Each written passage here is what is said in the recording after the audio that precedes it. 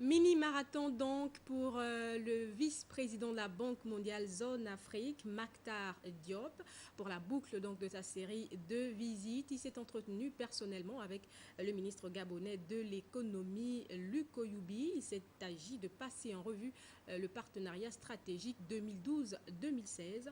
Ivo Yono pour les détails. En visite de travail au Gabon depuis quelques heures, le vice-président de la Banque mondiale Afrique est reçu au ministère de l'économie par le ministre Luc Oyoubi. À la tête d'une forte délégation qui comprend entre autres Madame Zouera Youssoufou, représentante de la Banque mondiale au Gabon, Mactar Diop vient rencontrer Luc Oyoubi pour un échange fructueux sur des sujets économiques de grand intérêt pour notre pays. Et nous sommes entretenus de la vision que le gouvernement gabonais a, particulièrement de la vision de faire du Gabon un pays émergent à l'horizon 2025. Donc, dans ce contexte, un certain nombre de questions ont été abordées. Il s'agit de discuter de la création d'un certain nombre de projets qui aident à la création d'emplois.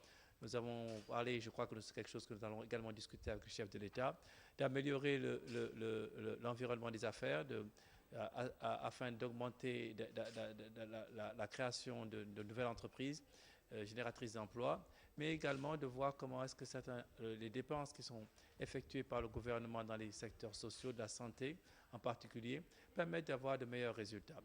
Entre autres, il est question ici de discuter de la façon dont la Banque mondiale pourra aider de manière plus efficace les populations d'Afrique centrale et singulièrement ceux du Gabon.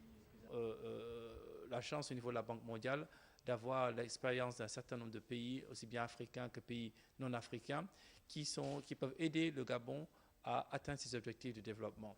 Donc, à travers notre stratégie, nous avons des ressources financières que nous allons mettre en place dans les secteurs que j'ai indiqués, mais également, nous avons un large programme de transfert de connaissances de la Banque mondiale au Gabon. Mais également, nous comptons beaucoup apprendre du Gabon, qui est un des pays à revenus intermédiaires.